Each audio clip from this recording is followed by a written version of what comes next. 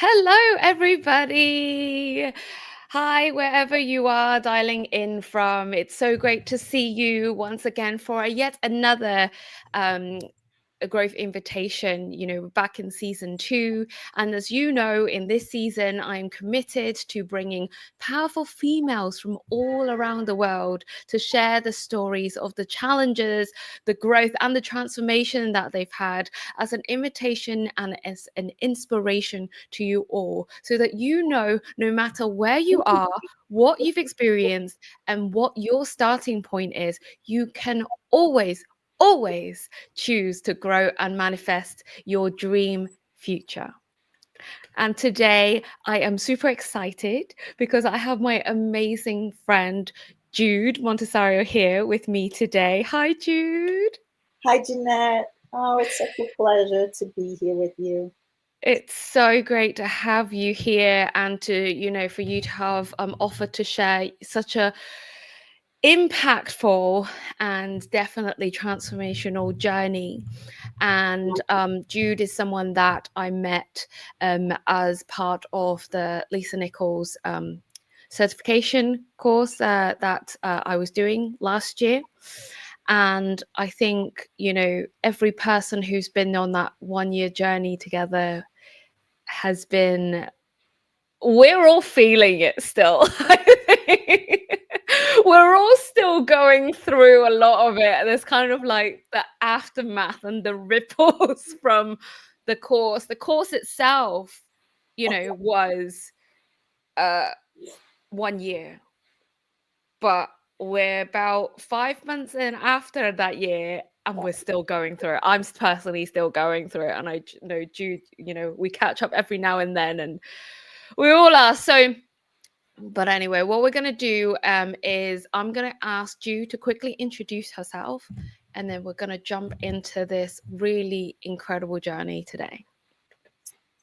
Thank you so much. Yes, it's been a journey with the program we were both in, and it still definitely continues. So, my name is Jude, obviously, and I was born and raised in beautiful New York and worked in the corporate world for 20 years. As Janette said, I'm a certified transformational trainer by Lisa Nichols. I am a best-selling author, a health and wellness life coach, a yoga instructor, certified yoga therapist, a whole food chef, and I love to cook. I love to be out in nature. Uh, I enjoy being with people and supporting people on their life's journey. I love that. I love that. And, certainly with all of that, I actually didn't know about the Whole Foods chef. I was like, oh, okay, we need to talk. I love cooking. It's something that, I kind of dip in and out of, but it's something that I really enjoy learning about. But, we're not here to talk about that. We're here to talk about something, really, because I could talk about forever. We are here to talk about something really transformational that happened in your life. Like something that I was kind of talking about it earlier. It's like, well, I didn't know what to call this. But when I put those words together, rebuilding life after 9/11, I was like, I don't need to chat GPT this. I don't need to like add anything else to it. The name, the title speaks for itself.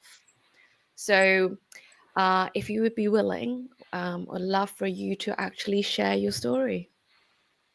Of course, and I do love the title. It's perfect. So, as I shared with what I am doing now as a health and wellness life coach and best-selling author and so forth, I've been blessed to be on many podcasts and been in several newspapers and magazines, sharing my story to uplift people. However, it was not always that way. It was a beautiful September day in 2001. And me and John, the love of my life, were getting ready to go to work like any typical normal day. We took the express bus from Bay Ridge, Brooklyn to the city, Manhattan. New York is called Manhattan, the city. And I walked him to his building, and at the elevator bank, gave him hugs and love. I love you. We exchanged I love yous and kisses. I'll see you later. And I walked to my building, up the escalator, across the street to the World Financial Center. That's where I worked. And I got to my desk with my tea and my muffin, started checking emails feverishly, right, as I was eating. And then I heard this loud, thunderous noise.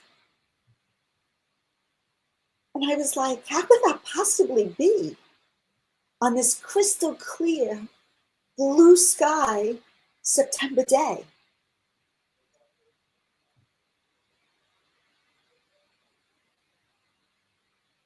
Stay at your desk. Everything's okay. We'll keep you posted. There was no way I could stay at my desk. I proceeded down 45 flights of stairs. I crossed the street. I looked up to see the World Trade Center up in flames, reaching for the sky. My feet glued to the New York City cement. Amongst the frantic crowd, the chaos, and the cacophony, I was absolutely frozen.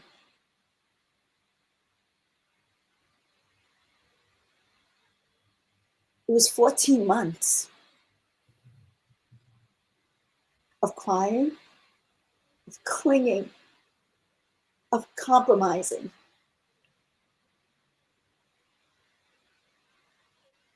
And it was November of 2002, 14 months after he had died, along with so many people. I woke up, I went into the bathroom, I looked at my lifeless eyes in the mirror and couldn't even recognize myself, and said, you have to start healing. You have to make changes.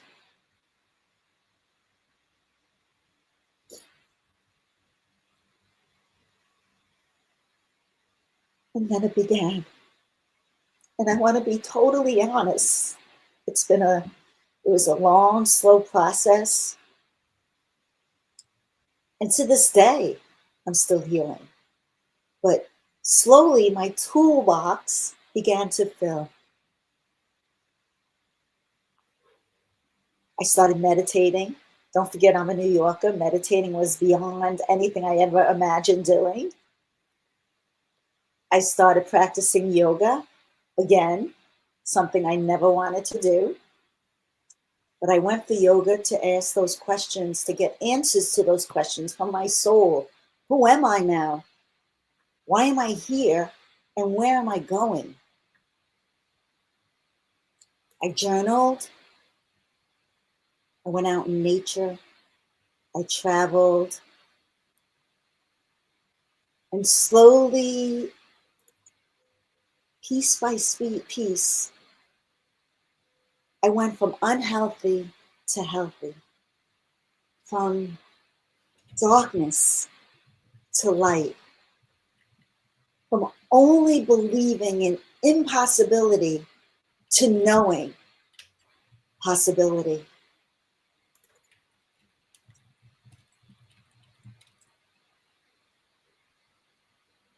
So now, my mission is to help you not merely survive, but to thrive in life, to be authentically you and carry on your mission.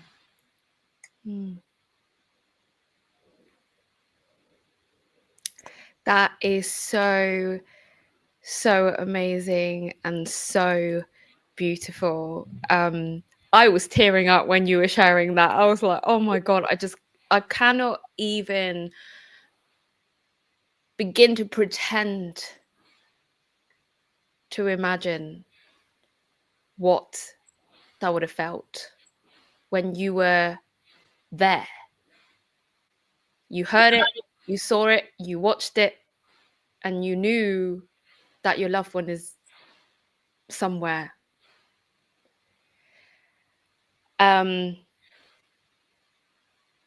So I feel like I need a moment just to Please breathe. It's And I just want to, before we go any further, just say a massive thank you to you for really showing and sharing that so openly and so vulnerably and so beautifully as well, because I know it was, 2001 and we're now 2025, but it doesn't mean that it didn't happen. It doesn't mean that, oh yeah, it's done. I'm like, yeah, let's move on. Like, it still does live in, it's part of your identity. It's part of your past. It's part of your beautiful history. It's part of your memories as well. So thank you so much for being willing to share that here today. I, feel really, really honored to have you on and sharing that journey with us. And, you said it in a couple of words, but I know it wasn't a couple of words when you said, and I started meditating, and then I started yoga. And then it was like that overnight success of, yes, I'm now healed. Ta-da! It's not quite like that, is it? It wasn't quite. So I would like to, if you're okay, if you're willing to kind of go back to that point where before that day when you decided and committed to, you've got to start healing, like what was actually going through, if anything was going through your mind, or was it just, you mentioned that you were grieving? Oh, that's such a huge question, because the first 14 months, well, let me say something with grief. I didn't know how to process this devastating grief I was feeling. I had lost my dad. Prior to that, I had lost one of my brothers. A year and a half prior to that, I have lost other people, and I struggled with it. I couldn't understand it. But with John's death, it was so devastating where I had to choose to say, this is the circle of life. This is part of it. How do I begin to step back out into the world with him in my heart forever and ever? And so when before that, I was floundering. I was drinking way too much. I wasn't eating well, if at all. I wasn't sleeping.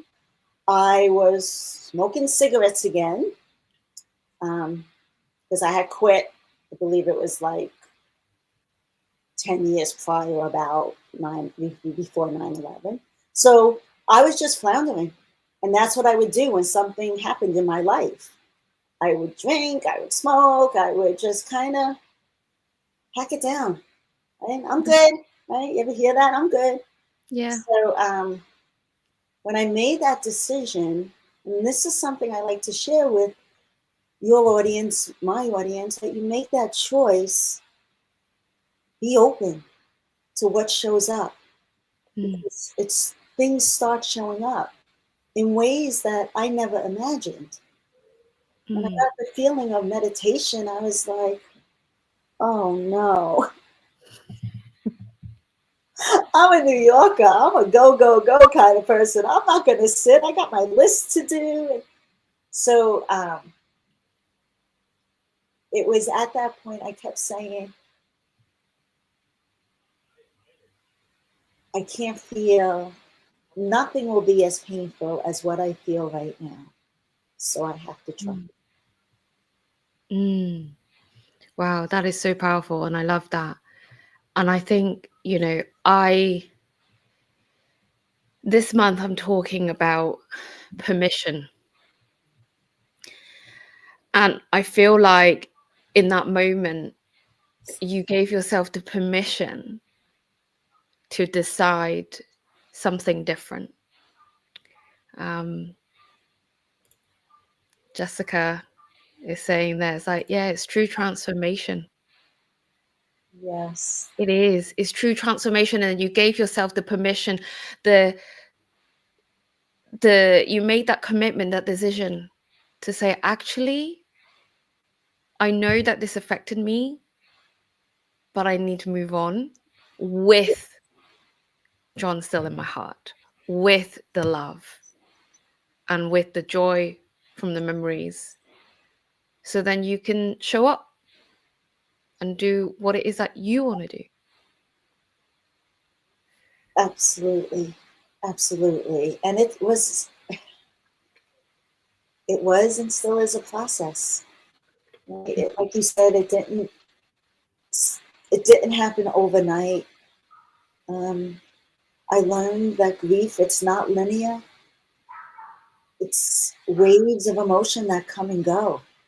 His birthday just passed, which you share the same birthday as That he. was like a whoa, no way moment. We Yes. knew there was a special connection, but we didn't know what. Yes. Until we realized that me and John share the same date of birth.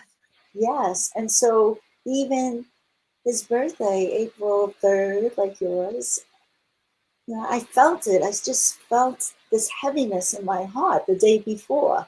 And then that day, there was just a sadness of the life that he was cut short of, the life that we were cut short of. And so it's this grief is such a ebb and flow of emotions that can get triggered at any time, and that I've learned to give myself grace when that happens and pick up one of the tools, I still journal to this day. There was times when I stopped doing it, but I picked it back up. It was a way for me to empty what was going on in my mind without sharing it with anyone. I didn't want to share it with anyone. I mean, I tried a therapist, I went to a psychiatrist. There's different pieces that I've tried. And I recommend that for people. Right? Try different things, but it's work, and it's hard work, and you unravel. Like I say, my heart was just covered like an armor around it.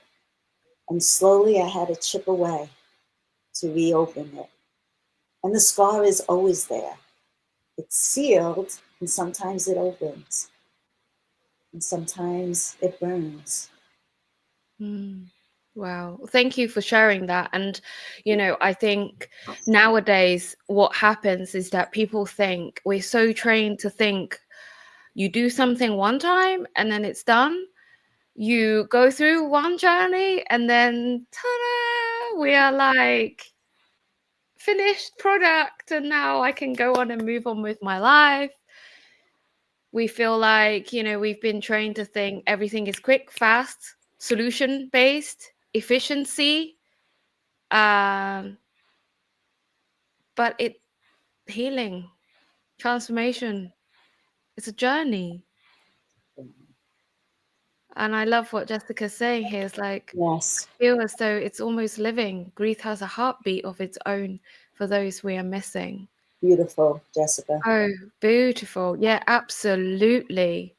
Absolutely. And I think it's that, how can we, and I'm going to kind of like shift gear slightly now, Jude. Of It's course. like, how can we, knowing what we know, knowing that it's not a one and done process, and knowing that it will keep coming back again and again, you know, like that heartbeat that Jessica was mentioning, how have you managed to become the person that you are today and sustain yourself in the way that you always have a beautiful smile on your face, that you're here brave enough to actually share your story so openly? What got you to this point from there? It's another big question, I know. I'm throwing you really deep. It's a beautiful question. So at first, Janette, the loss of John was devastating, and that's all I focused on. All I focused on. I didn't even know. I didn't even pay attention. I didn't even realize the trauma that was in my body and what I went through in addition to his death. Mm. And so for me, as I navigated this healing journey and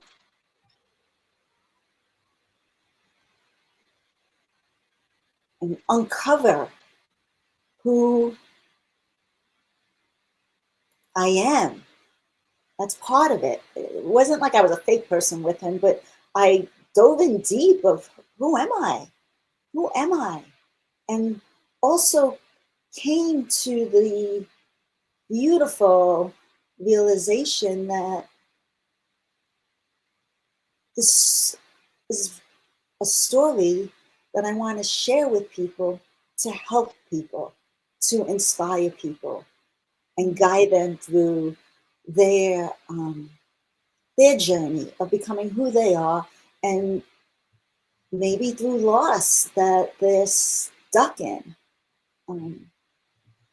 So I turned it to, and this you can do with what happens in your life, right? I'm sure many of your audience, as well as you, have heard, it didn't happen to me, it happened for me. Mm. And I say that with John always in my heart.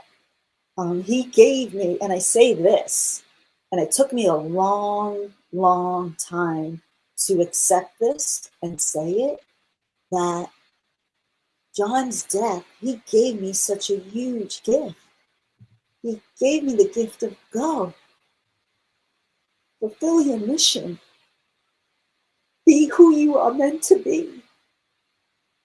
Because I left my corporate job, I got into a whole holistic, healthy lifestyle that I want to share with people. So, yes, that's some of the answer. I believe I answered it. Yeah, that is such a powerful reframe. It's like, and I remember when I was still grieving many, many years after my grandma passed, because I didn't know how to grieve. I was actually kind of relative young, and it was before my personal development journey. And when I learned about that reframe, it's like, actually everyone's here to give you a gift. Doesn't mean I don't cry. It doesn't mean that I don't get upset. It doesn't mean that I don't dream about her. Like my thing with my grandma was mango pancakes. So every time I have mango pancakes, guaranteed to cry, right? It's a thing. Yes. But I hold it with love, knowing that she's come from love. And, from your reframe as well, that he gave you the gift to go and live the life that you should be living. So would you say that I mean, we don't know what could happen, but do you think you would have got on that journey of become a yoga teacher and all the things that you are now and meditating if you stayed with your previous life? Let's call it that. Previous life. Very hypothetical question. It is. And sometimes, of course, I reflect on that, right? And it's now, what, 24 years later? And I would think, would I still be in the corporate world, right?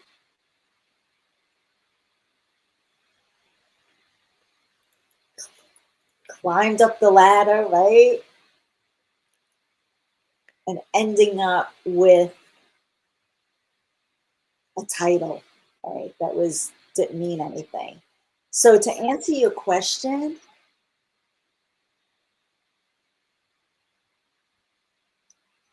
if I didn't choose this path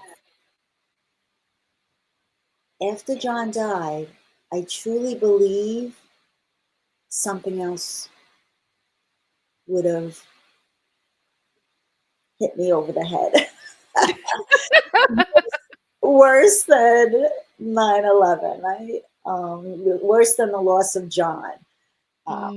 Because I had little taps, right? I had cancer when I was young, and then my dad died, and my brother died. So I had these little taps, like, oh, wake up, wake up, wake up. And I would just, like, go to my dad's funeral, take off a week from work, and back in my corporate job, out in the city, living the life of a 20-something-year-old. So I feel whatever people believe in, whether it's the universe or God or the divine, it's like, okay, she's not getting it yet. Let's see if this will help. Are you gonna listen or not? Are you there? Like, knock knock, hello. That's how I feel now. And back then too, Janette, John and I would have conversations. He worked in the World Trade Center, obviously. I worked in the World Financial Center. And we would say, open the doors to the World Trade Center and see thousands of people. And I'm like, is this what life is about? So there was this something that was tugging at my soul, but it didn't tug enough. So to answer your question, I think I would pray that I would be here at this point, but one never knows. Who knows? But I'm so happy that you actually chose that path. And, we use the words very deliberately and very carefully, choose, because it had to be a choice. It had to be your choice. No one else could have knocked it into you. Exactly. And so, no, Jude, you're now going to go and meditate. You're now going to go to yoga. Exactly. It's the choice and then stepping into the actions, right? Taking those actions. Even to this day, as I share my story, as I put it in the book, it's like, ooh, I'm sharing my story. There's this little bit of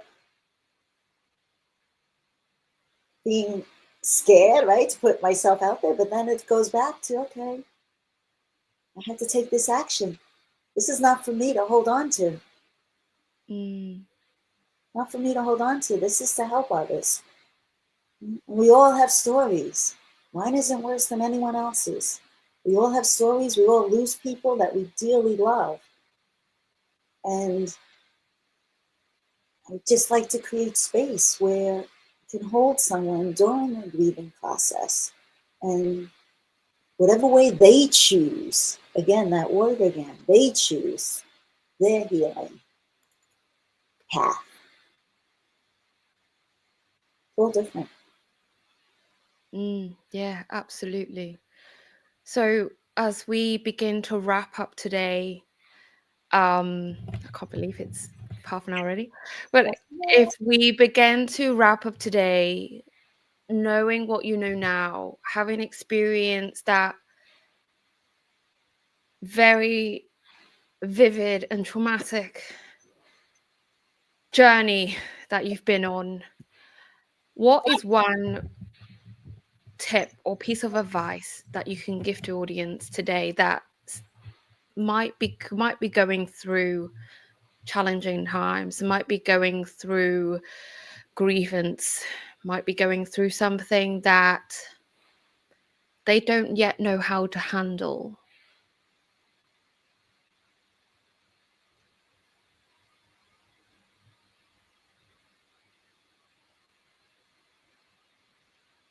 I would say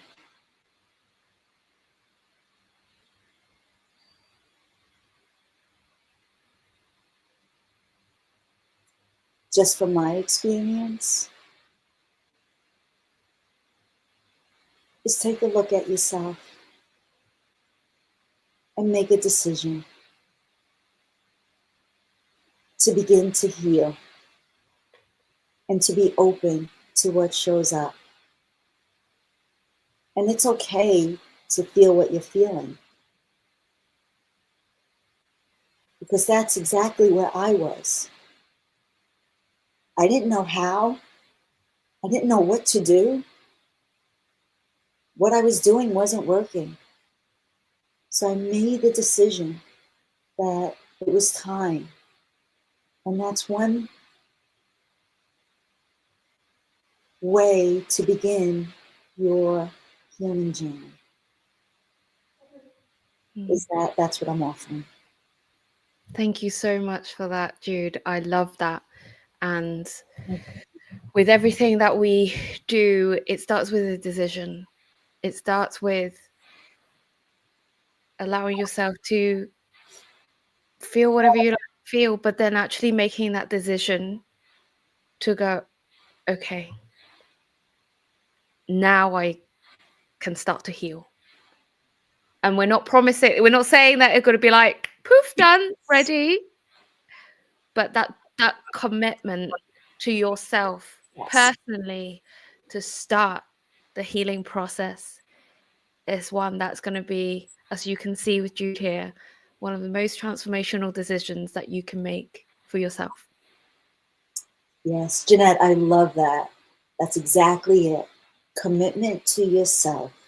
Commitment to yourself. Absolutely. Yeah. So, and on that note, thank you so much, everybody who has been watching live, and thank you for all the comments. I hope I showed them quick enough and in time. Relatively. Thank you. And, we would love to hear from you. What were your thoughts about this particular episode? Have you had any similar experiences where you had to handle grievances, you had to go through some healing? And what is one thing that you can take away from Jude's story? Because we shared a lot. Jude shared so much today. She literally bared her soul to us. But what's one thing that you can take away that you can decide to take an action on and make that commitment to yourself with? Thank you so much. I almost don't want to end this, but thank you so much, Jude, for coming on. It has been my absolute pleasure and honor to have you here today, and I can't wait to have you on again soon with all of the new things that are going to happen in the future as well. For everyone who is watching, I will put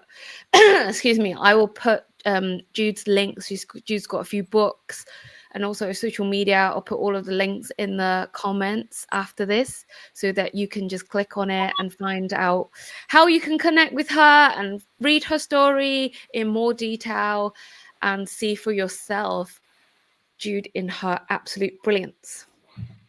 Thank you so much, Janette. This has been a true blessing, and you're a true blessing for all of those that you are touching as well. Thank you from my heart and soul. Thank you.